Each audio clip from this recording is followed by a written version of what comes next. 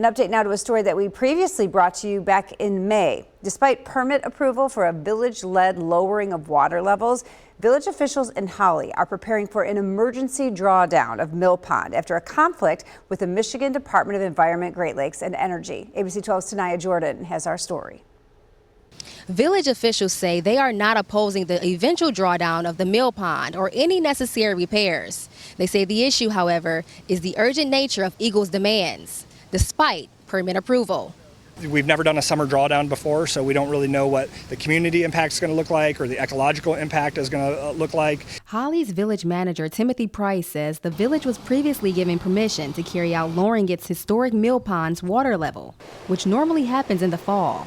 He says his team worked with the Department of Natural Resources on environmental planning and coordinating the rescue of shoreline wildlife during the drawdown. Price says the Michigan Department of Environment, Great Lakes and Energy changed that on July 14th.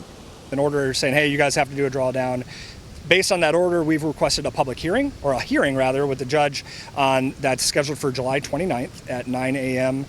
that we are hoping to flesh out some of the details of why we disagree with the order that's going on. Regina Keikos, a Stiffs Mill Pond resident and Dam Committee Public Information Officer, says EGLE officials were out in Holly on Monday morning enforcing the drawdown by what she says seemed to be more than the requested 6 inches. We welcome oversight, but we do not welcome the overreach that EGLE has been giving to us in this. We do want to continue to enforce whatever safety standards EGLE has for us. That's why I took their dam safety owner workshop that they just put on. Keiko says without any real explanation, EGLE informed the village that Holly may no longer carry out the drawdown, saying instead, EGLE will take control and that the village may be subject to state-imposed fines and penalties for non-compliance. EGLE kept citing different parts of code to reference to us. So, like for instance, right now, for them taking emergency action, references part 315, and our dam is not rated